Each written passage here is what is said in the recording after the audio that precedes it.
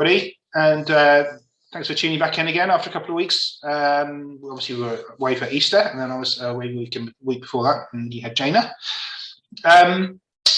So this week we're going to be talking to Victor Sabo, who's the manager of Aberdeen Latin American Income Fund, and that whole region has suddenly perked up and become actually quite exciting. So I think it's going to be interesting to see what he has to say. And as usual, I'm going to run through a bit of the news first.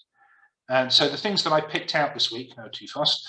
Aquila energy efficiency, because it's just concluded a strategic review.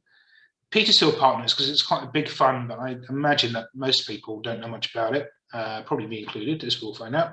And NextEnergy Solar, only because it's announced a dividend, and I thought it was just a good opportunity to have a quick look at the sector. So let's do Aquila first then. And as we know, it hasn't covered itself in glory.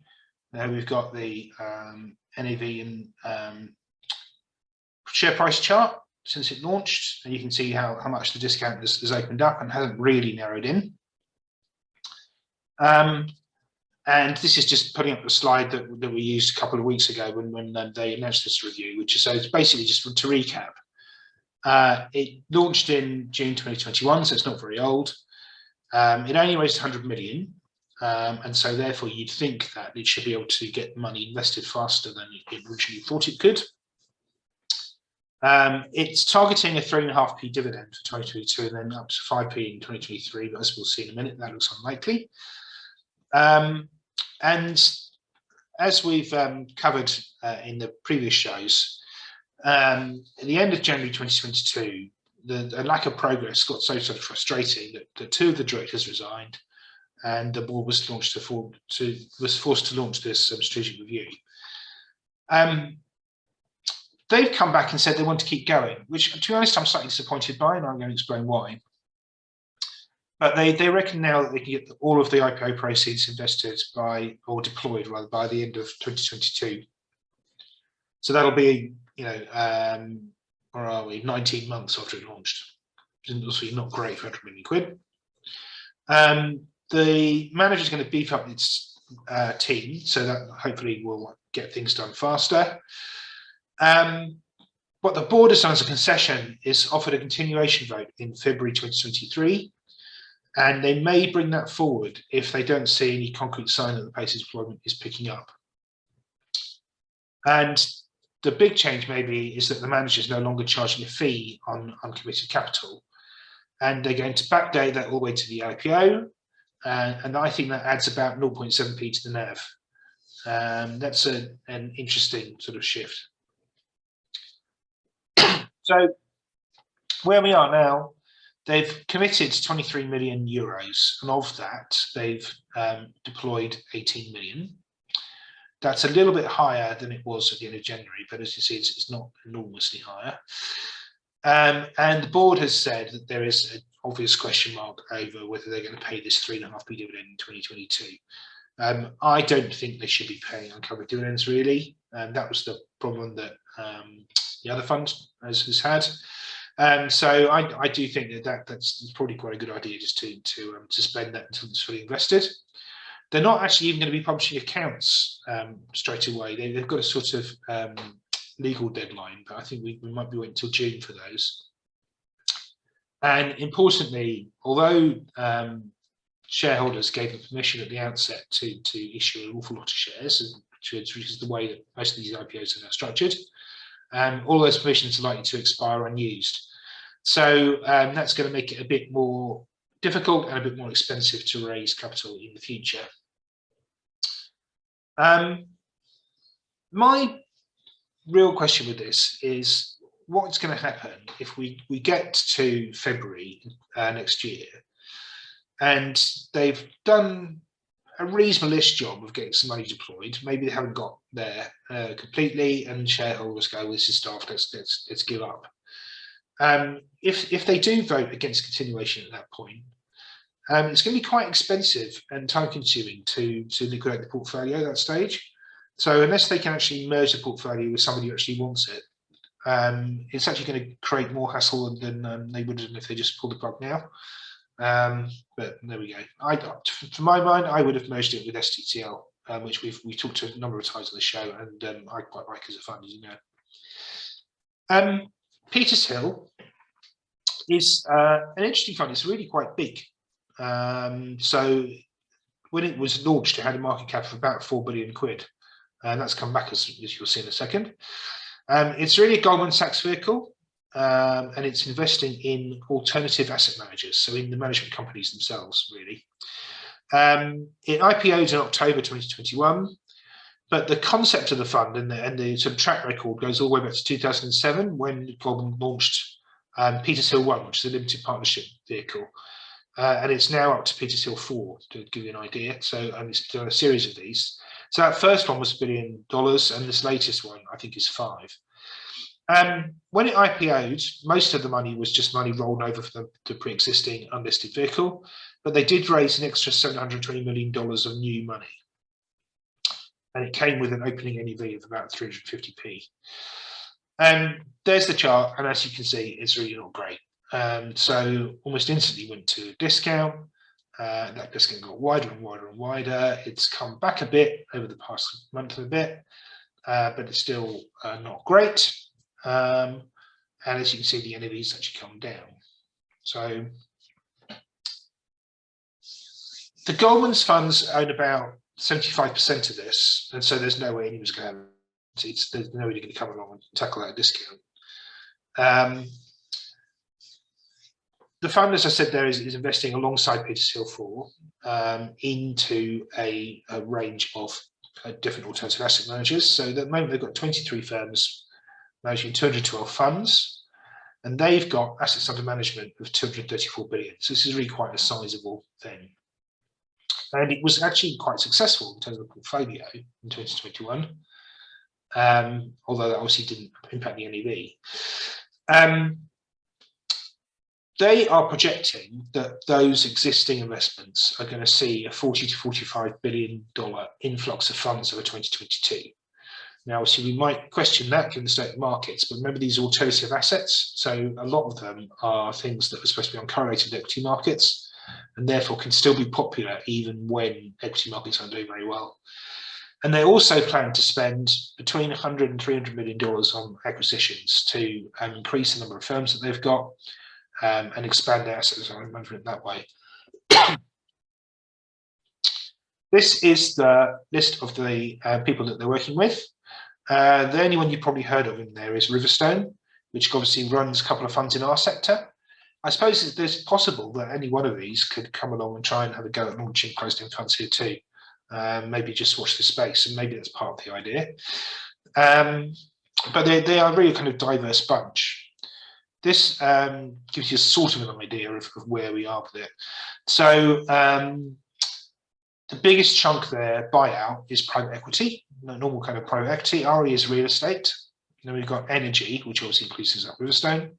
Structured debt, or CLOs, as people call them too.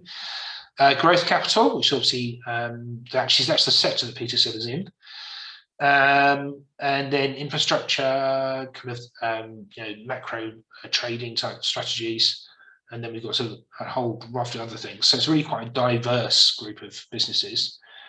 And then in terms of the sectors it's exposed to, there's quite a big chunk of tech in there. I would have thought that will be working against them at the moment, given what's going on with growth style investments. But nevertheless, it's probably where you want to be for the long term.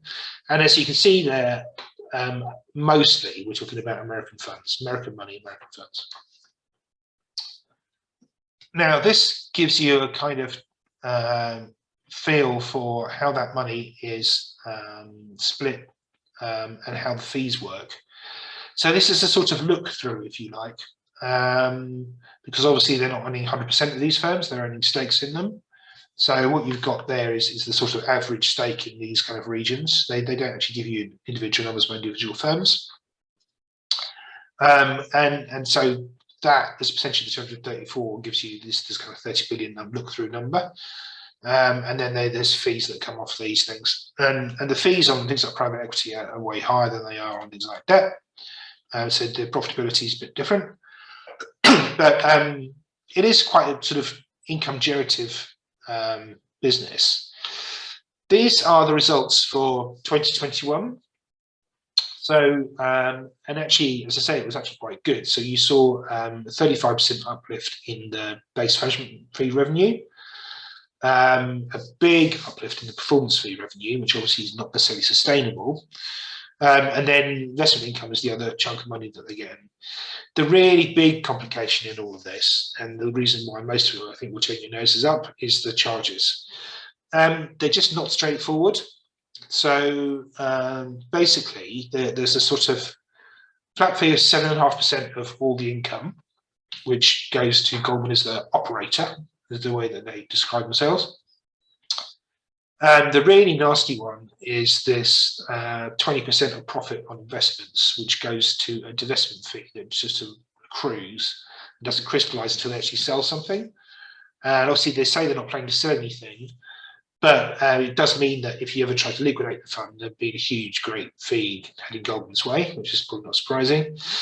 And then there's also a fee on new investments made since the IPO, which is 20% of income. That's going to really rack up, I think, but we're not going to see anything for the first couple of years. So at the moment, that's not a feature, but that's going to become quite significant over time. And I can see there's question marks flowing in here. So the free float is only about 25% because 75% of it is owned by Goldman's. Do you think the performance of Petershill is indicative as what will happen with the Honeycomb Pollen merger?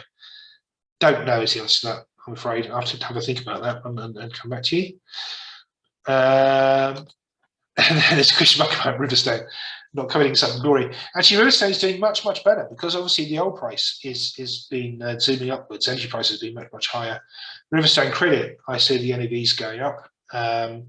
Yeah, so actually things are going its way. And obviously the other thing that it's doing, and then it's not just within Riverstone Energy, it's trying to transition more of its business into renewable energy and alternative energy. So that will give it sort of a more sustainable fee income in time. So actually, yeah, not too bad really.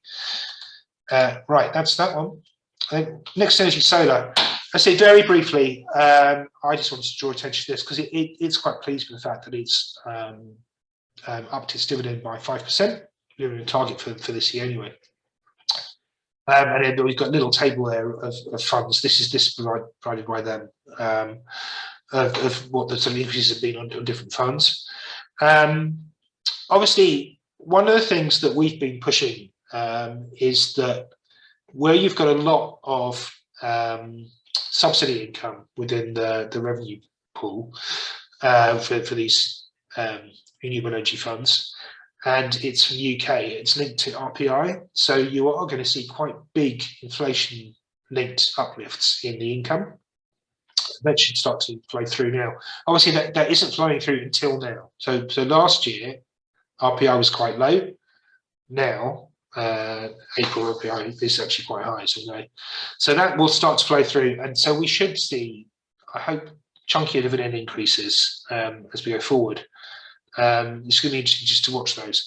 JLEN has got a different year end to most of the other ones, so I think its year end is the end of September. Probably Matt will correct me if I'm wrong on that. So we haven't got a number for that yet. And there we are. That's the sector, and I just thought we're sticking there to Aquila. So we see that is real sort of standout for being on such a big discount at the moment, and I think that that is the reason why the other one is. I'm just going to tell you, no other reason really, because I don't think it's doing too badly otherwise. Although I think if the sort of renewable ones, the interesting is Oric maybe is more interesting, the European ones. And then the other energy efficiency things that we talked about before, Triple Point isn't great either, and it seems to have chucked all its money into batteries rather than energy efficiency projects, which I'm slightly dubious whether that actually counts. And then the silent weirdly anomaly in there is US Solar, and I'm not quite sure what's going on there, especially because AQFN US Renewables has perked up, deservedly so. So there's quite a big disparity there in those ratings, and I'm not quite sure what the reason for that is. So that is enough from me, I think. There we have some numbers for performance. As we know, the real standouts on there are Bluefield and Trig.